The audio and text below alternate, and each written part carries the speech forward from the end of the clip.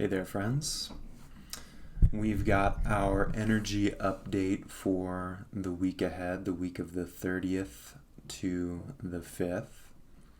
And there's some interesting themes that I'm noticing and that I've been picking up on, both working with people as well as individuals in my own personal life and my own experience of the energy fluctuations. And it's pretty well represented in the cards that I've picked for this week ahead. So the first card that's showing up is our Knight of Wands. And our Knight of Wands is sort of a youthful, creative energy, the kind of impulsive energy that wants to go this way and then that way, charging up the hill, charging into battle, overly zealous. There's something very powerful about this. It's like a young yang energy. It's like Aries energy, this kind of moving forward. And this type of energy is great because it gets us moving, it gets us going, but it can also create some instability if we don't have proper and healthy foundations that can hold and contain some of that energy. And so this might be representing for some of you somebody that's in your life that's holding this kind of chaotic energy. This could be yourself. This could be, for those of us in the northern hemisphere, the springtime energy in general, this energy that kind of rises up and crackles and pops, but maybe doesn't quite have its roots yet. It doesn't quite have like a stability to be able to hold that energy that's moving forward. And that's a little bit of what I'm seeing within this second card. So the Nine of Swords, the way that I interpret the Nine of Swords is a kind of repetitive pattern that we've experienced at different times in our life. And it may show up at different times with slightly different variations, or it might kind of have a different costume on, but the root cause ultimately is the same. And this can look like a certain kind of anxiety. This can look like a certain kind of physical or mental ailment. It can look like a certain pattern of relationship that we've experienced before. And the way that these two actually are coming into contact with one another is we can see this as a certain kind of excitement, right? Primal, natural energy that wants to move through the energy system, move into our life, where we're feeling excited about something, but then the psychological piping and the energetic piping can't necessarily contain the energy that's coming through us. I know it's really strange, but one of the things that I've witnessed over time and that I know as sort of a principle is that it's often actually an inability to tolerate our own excitement that creates a lot of pain.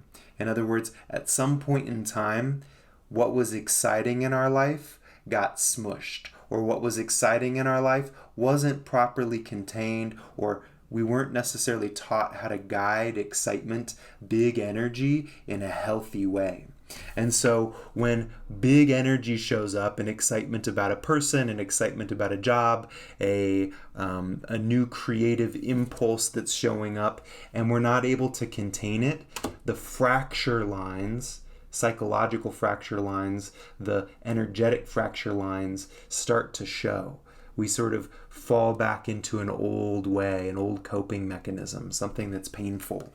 So the reason that I'm speaking to this is that your final card is a sign that this particular time, this particular iteration of going through maybe something that feels a little bit familiar, maybe exciting, but also it ends up creating a little bit of havoc in some way, might be a period where you're actually coming to an end of that particular cycle.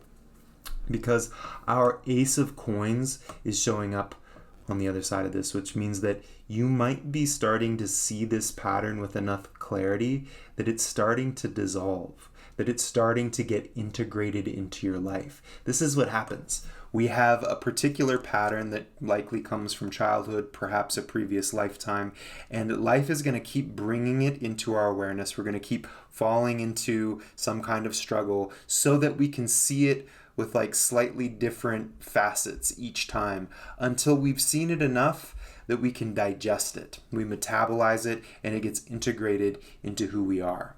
So how the heck can one create, how can somebody help these patterns become metabolized at a faster rate?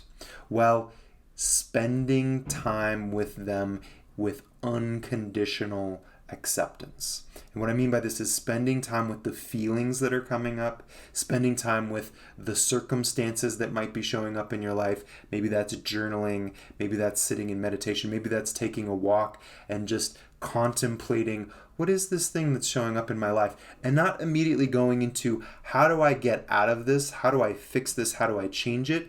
But being with it like it's an old friend. Being with the emotions in you like they are perhaps young parts of yourself that really need you to be close with them and intimate with them. So in the week ahead, this might show up in a number of different ways. This can show up relationally in some of the relationships that are in your life. It can show up in terms of some of the authority figures that are in your life. It can show up in how you're relating to things like purpose in your life. There's many different ways that it can show up as.